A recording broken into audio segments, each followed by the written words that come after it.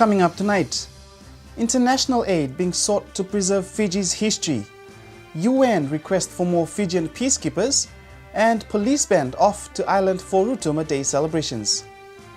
Good evening, I'm Mike Ranamalo. The loss of public records would deprive Fiji's future generations of their rich heritage and legacy if nothing is done to save it from further deterioration. Now, the Ministry of Information, Library Services and National Archives is appealing for international funding to help digitize the country's records stored at the National Archives. It's records of Fiji's national events depicting its journey through its various stages of development, ranging from as far back as the late 1800s, 1900s to date, and stored either through films and black and white photographs. Historical data important to the nation, depicting and highlighting the leaders that led the nation through the decades, the various cultural and racial groups that moved development, historical events that shaped the nation, and is an essential link to the nation's historical past.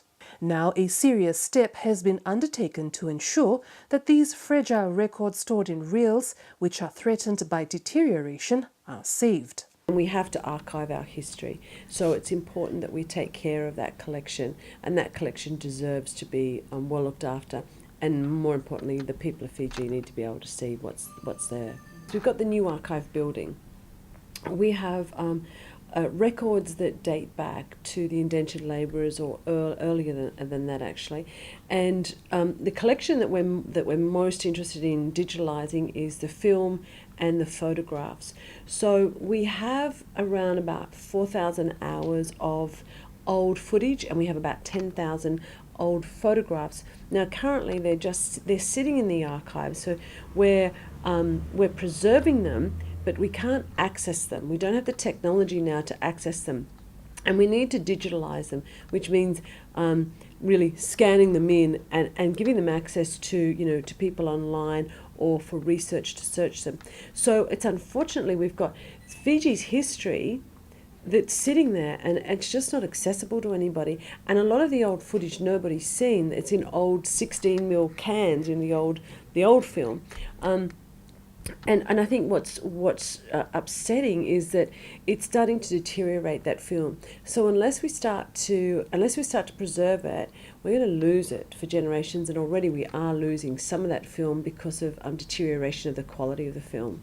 Smith-John says essential funding is needed to help restore and preserve Fiji's knowable past that has been preserved through moving pictures, or have a generation oblivious or seeking answers to records that are no longer in existence and our vital historical link to the nation's stages of development. We have had a company come over here and assess the collection for us. They randomly chose 4 reels of film from different periods, and it took it back to Canberra, where they restored it. So they're professionals in restoring. That's what they do. Now, out of that, we lost. They estimate about 15 minutes of footage.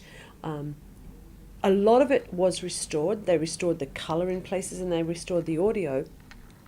But there's still parts of that can't be, and the longer we leave it, the worse that becomes, and it does deteriorate. And if you've got some of this in the middle of the film, you're losing parts either side of it. So it's really important that we find funding to put this collection to digitalise it, and then just give everyone in Fiji access to see it. In order to highlight the significance and weight such footage contains, this has led the Ministry of Information uploading significant historical footages on the Ministry's Facebook information page, which has created an alarming show of response from members of the public. Some of the history in the archives, we've got some beautiful history and some beautiful film and footage and old photographs.